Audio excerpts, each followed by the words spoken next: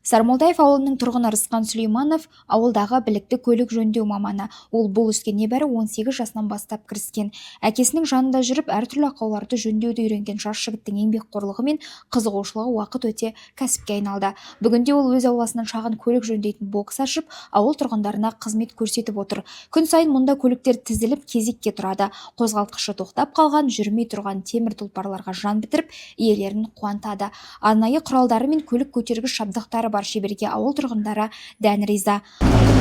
Осы автокөлік жөндеумен маманымен әкемнен үйренгем. Негізгі мамандығым бухгалтер. Ол жұмыспен жұмыс істеген емеспін. Жұмыс орнымыз осы. Көлік көтеретін екі подъемник бір ямамыз бар. Күніге бір 5-6 адам ғой енді қызмет етеміз. Цехты ашқаны 10 жылдан асып кетті. Бұл газельді жаңадан жинастырып жатыр. Қозғалтқышын мерседестікін салып береміз. Любой моторын салып береміз. Тойотанікі, мерседестікін.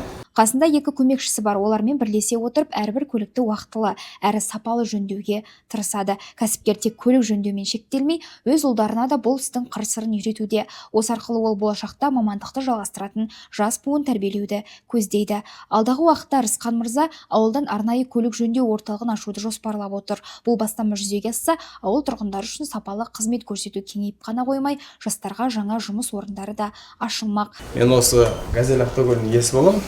Осы Рысқан ағамызға келіп жөндетіп жатырмын. Бұдан да басқа да машина жөндеткем.